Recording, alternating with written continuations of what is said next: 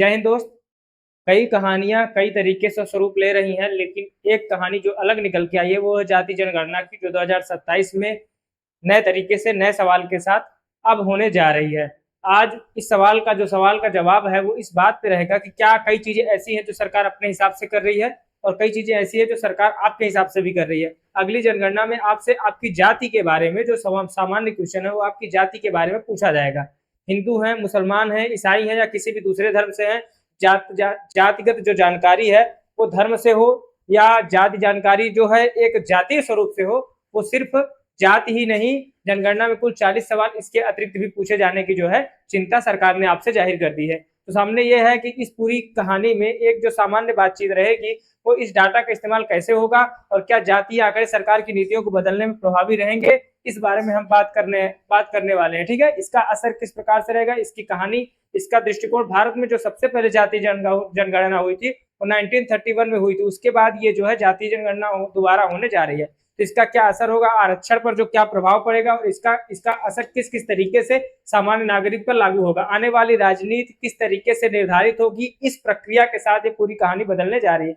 इस पूरी कहानी को अगर देखेंगे तो जाति जनगणना आखिर है क्या, इसमें कौन कौन सी जानकारी सामान्य तरीके से दी जाएगी और जन्म और मृत्यु प्रमाण में जाति का कलम क्यों नहीं होता है, और सबसे जरूरी इसका असर आम आदमी पर किस तरीके से पड़ेगा, राजनीति पर किस तरीके से पड़ेगा, आरक्षण पर किस तरीके से पड़ेगा और किस तरीके से पड़ सकता है आगे, यह भी एक फ्यूचरिस्टिक सवाल रहेगा। लेकिन अगर आप किसी भी परिप्रेक्ष्य में देखेंगे तो सामान्य जानकारी सिर्फ इस बात की है कि राजनीति जाति से ही प्रभावित होती है और हिंदुस्तान की एक जो सबसे बड़ी सच्चाई है वो जाति आधारित ही सच्चाई रही है। जो 1931 में जनगणना हुई थी, पहली देश की जातिगत जनगणना। ठीक है, तो किसी भी तरीके से इस बात की तैयारी आपको रखनी पड़ेगी। यह टॉपिक इस बात का इंपॉर्टेंस देगा कि आने वाला भारत का भविष्य किस आधार पर निर्धारित होने जा रहा है, और इस बात का महत्वपूर्ण आधार बनेगा कि आने वाले समय में यह बताया जाएगा किस तरीके से देश की अर्थव्यवस्था, देश की इकोनॉमी और देश का सामाजिक स्तर सुधारने के लिए सरकारों ने कौन कौन से तरीके से काम किए हैं। सबसे पहले समझेंगे कि पूरा संदर्भ जो है इसका किस किस आधार पर निर्धारित हुआ है और किस आधार पर इस पूरे संदर्भ को जो है आपके सामने रखा है सरकार ने। ठीक है, सबसे जो आखिर यह खबर आई कैसे और किस तरीके से इस खबर को भारत की एक संप्रभुता के लिए लाया गया।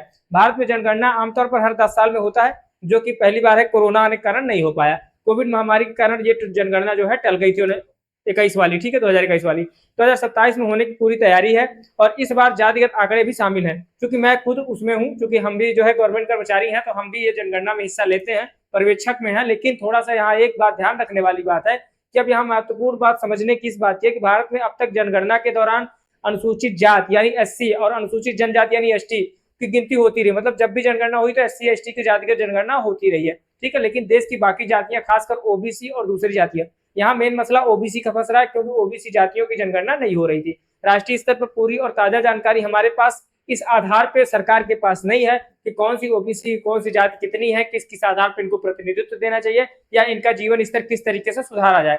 आखिरी बार ब्रिटिश शासन के दौरान 1921 में ये जनगणना हुई थी और यानी लगभग 90 साल से भी ज्यादा समय बीत चुका है। भारत के पास जातियों की राष्ट्रीय स्तर की जिस प्रकार से ताजा तस्वीर अभी तक नहीं है, यानी भारत सरकार के पास इस बात का कोई आधार नहीं है कि जातीय स्तरता या जातीय स्तर में कौन कितना विकसित हुआ, कौन कितना पीछे रह गया।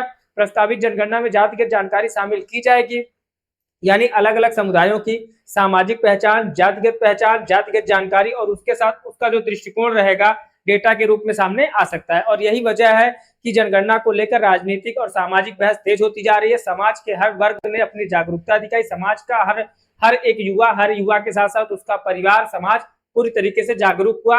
अब बात करते हैं जनगणना के फॉर्म की, किस तरीके से इसका पूरा परिप्रेक्ष्य बदलेगा और किस तरीके से आम लोग जनगणना में जो हिस्सेदारी लिए हुए हैं किस तरीके से इस पे जो है अपनी कहानियों को बयां करेंगे। उससे ज्यादा इंपॉर्टेंस इस बात का है कि जो ये महत्वपूर्ण मुद्दा है जनगणना का, इससे देश की सामाजिक स्थिति सुधरने के साथ साथ कई मुद्दों पे जो महत्वपूर्ण बात निकल करके आएगी। आखिर में इस जनगणना में नया क्या हो रहा है, किस तरीके से इसका परिवर्तन हो रहा है, किस तरीके से समाज में बड़े बड़े तरीके से जो पॉइंट्स बाय पॉइंट्स जो परिवर्तन हो रहे हैं उसके बारे में जानकारी मिलेगी। नई जनगणना में जातिगत जानकारी शामिल की जाएगी। इसका मतलब है जातिगत जनगणना, जातिगत पहचान से जुड़े आंकड़े देश भर में इकट्ठा किए जाएंगे। मसलन यह है कि यह प्रक्रिया सिर्फ एक समुदाय तक सीमित नहीं रहने वाले, यानी भारत में अलग अलग धार्मिक समुदायों में मौजूद जातिगत और सामाजिक पहचान को भी डेटा के रूप में दर्ज किया जा सकता है। मसला वही है कि इस तरीके से समझना है, किस तरीके से जो है ये आप देखेंगे कि चाहे वो हिंदू हो, चाहे वो मुस्लिम हो, चाहे चर्च हो, गुरुद्वारा हो, सभी के लिए हर समुदाय के जातियों की जनगणना डेटा के रूप में दर्ज किया जाएगा। और एक बड़ा बदलाव, क्योंकि इससे पहली बार राष्ट्रीय स्तर पे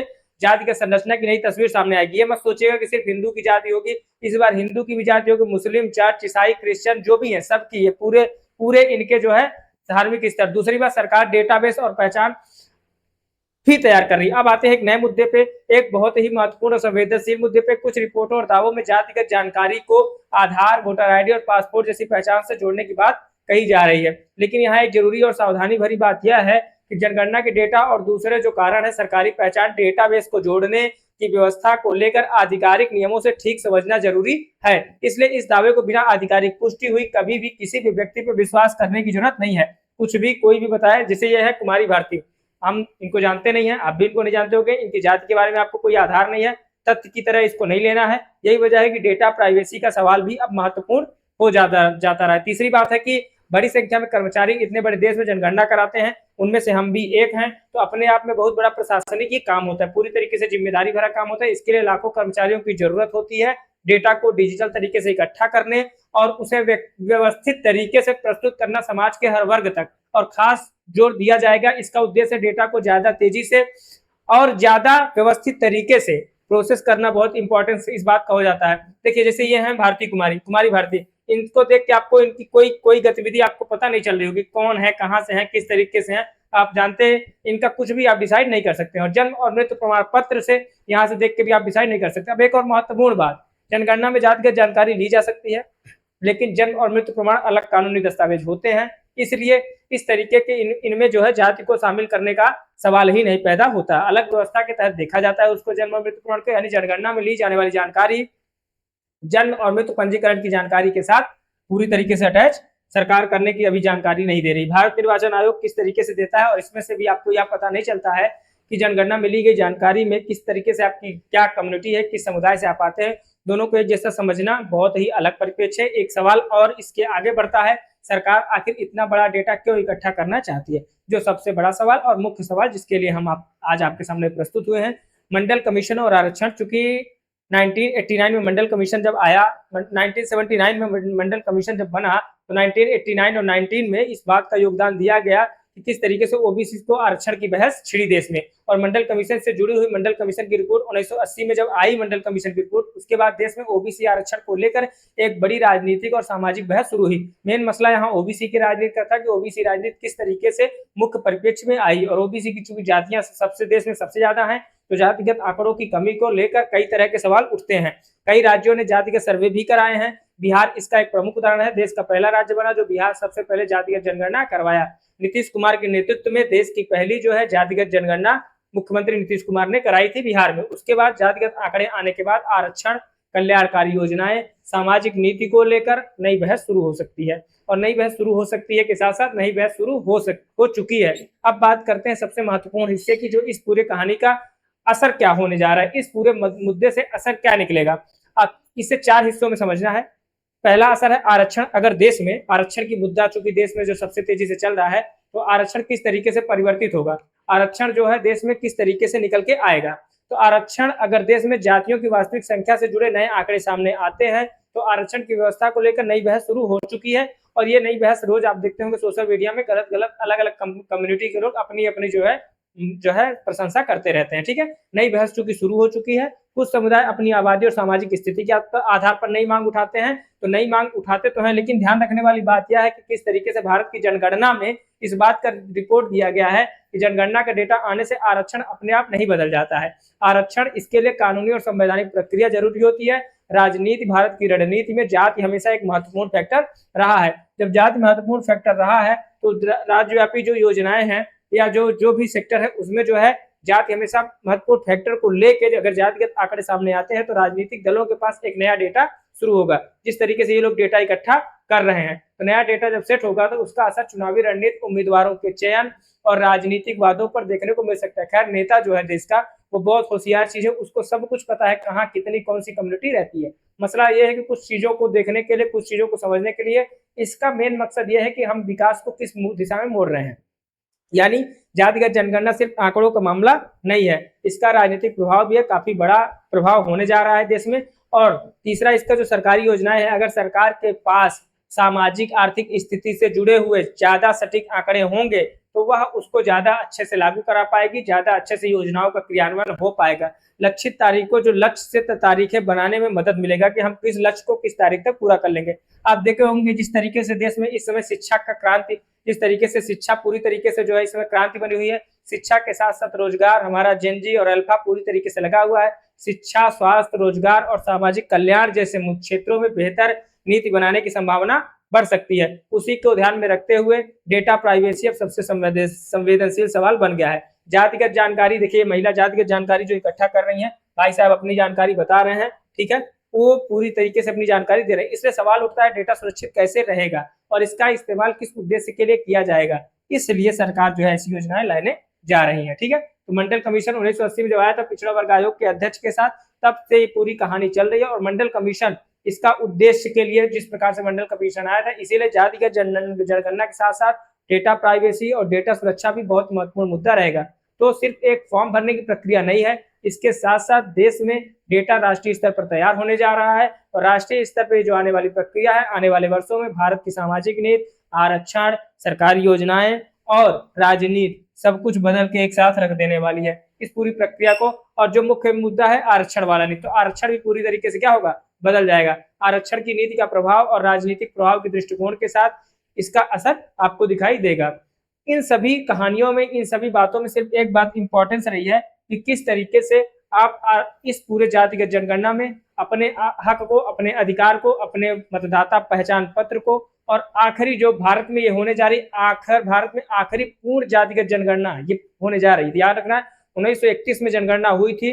दूसरा जो है मंडल कमीशन की रिपोर्ट 1980 में जब आई थी, तो उसके दौरान यह पूरा जो है तैयारी बनी थी, लेकिन हो नहीं पाया था। अगली जनगणना 2027 में प्रस्तावित है और भारत, आजाद भारत की यह पहली जातिगत जनगणना है। आजाद भारत की यह पहली जातिगत जनगणना होने जा रही है। नई जनगणना में जातिगत आंकड़े शामिल किए जाएंगे और 40 सवालों की बात भी सामने आई है। अभी इसके पहले जो जनगणना हुई थी उसमें 32 से सवाल, 34 सवाल, कुल 34 सवाल पूछे गए थे, ठीक है, जिसको हमने 34 सवाल पूछवाए थे, ठीक है। लेकिन इस पूरी प्रक्रिया में लाखों कर्मचारियों की भूमिका होगी, जो पूरे कर्मचारी लगे हैं, जो रात दिन इसमें काम करते हैं और पूरी तरीके से जो है उसको जो है इस योजना को सफल बनाते हैं। लेकिन सरकार की नीतियां, सरकार की रणनीति और इन बच्चों का, देखिए इन मेन जातिगत जो जनगणना हो रही है ना, इनके सुधार के लिए हो रहा है कि जो भारत का फ्यूचर है वो किस तरीके से सुधरेगा, कौन सी कम्युनिटी को फायदा नहीं पहुंचा है, यह मुख्य बात है। और कहाँ पे कितने विद्यालय, कहाँ पे सामाजिक स्तर गिरा, कहाँ पे सामाजिक स्तर ऊपर हुआ, हम समझेंगे। और जातिगत जनगणना 2027 का पूरा मुद्दा जातिगत आंकड़ों के महत्वपूर्ण फैसलों के साथ इसका आरक्षण पर भी जो असर पड़ेगा, फिर सरकारी योजनाएं जो सरकार गांव में पहुंचाती है, शहर में पहुंचाती है, डेटा का इस्तेमाल कैसे हो सकता है, और सबसे महत्वपूर्ण डेटा प्राइवेसी का सवाल, सरकार इस डेटा को किस तरीके से प्राइवेट रखेगी और जो मांग उठ रहा है वो क्यों उठ रहा है। अब सवाल आपकी तरफ से ये रहेगा कि क्या आपको लगता है कि जातिगत जनगणना से आरक्षण और सरकारी योजनाएं सही तरीके से क्रियान्वयन हो पाएंगी, ज्यादा सटीक बन सकती हैं? तो मेरा मानना है कि बिल्कुल बन सकती हैं, क्योंकि इससे यह निर्धारित होगा कौन सी कम्युनिटी कितना विकास कर पाई, कौन सी कम्युनिटी इसमें समाज में पीछे रह गई और कौन सी कम्युनिटी समाज में आगे आने के लिए आतुर है। जातिगत राजनीति और मेन जो इसका नुकसान है वो देश में जातिगत राजनीति बढ़ने की संभावना बढ़ जाएगी, जो कि युवा पीढ़ी को इस पे ध्यान रखना है। युवा पीढ़ी अगर चाहेगी तो ऐसी चीजें नहीं होंगी।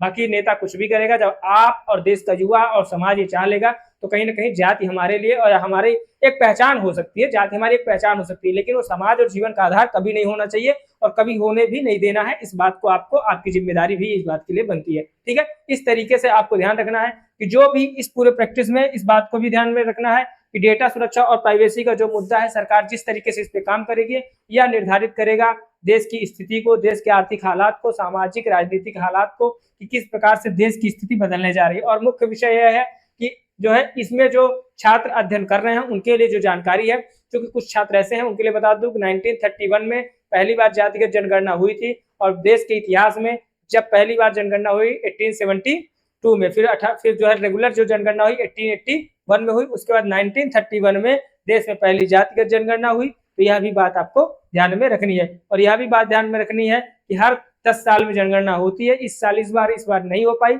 और देश में जो है यह जो है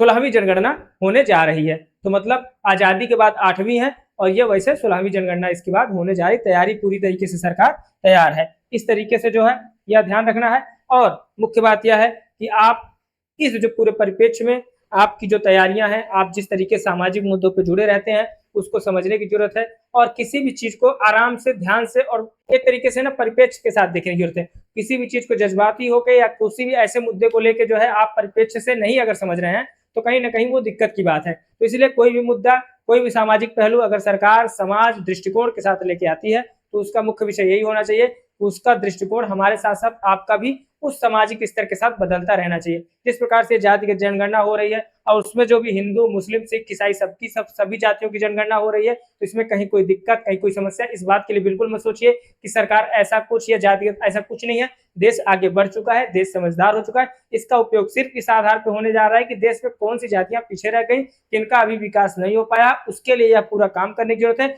इसके लिए डेटा बनता है। जब बिना डेटा के सरकारी योजनाओं का क्रियान्वयन जमीनी स्तर पे नहीं किया जा सकता है, इसलिए इस पूरे नियम कानून को आपके सामने प्रस्तुत किया जा रहा है। तो अगर आप इस पूरे सेगमेंट को समझ पाए होंगे, तो आप आभास नेशन परिवार से जरूर जुड़िएगा और चैनल को दूर तक पहुंचाइएगा, लोगों तक पहुंचाइएगा। तब तक के लिए धन्यवाद, नमस्कार, थैंक यू।